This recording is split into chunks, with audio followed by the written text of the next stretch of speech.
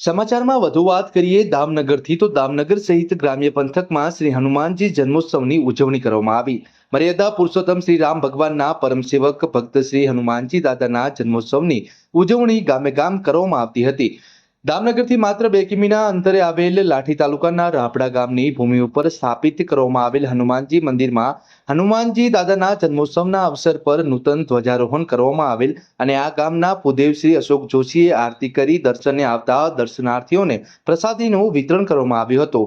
આ આશ્રમ 40 વર્ષ પુરાણું છે। દામનગર પટવદર ગામ વચ્ચે આવેલ આ આશ્રમમાં અહીંથી પસાર થતા વાહન ચાલકો અને વેટમાર્ગુઓ તેમજ સાધુ સંતો દર્શન કરવા અવશ્ય વધારે છે। અહેવાલ અતુલ શુક્લ, લોકાર્પણ। દામનગર અને રાબડા ગામની વચ્ચે રાબડાની સરહદમાં શ્રી તાત્કાલિક હનુમાન દાદા આશ્રમ આવેલ છે અને રાબડાની હદમાં છે।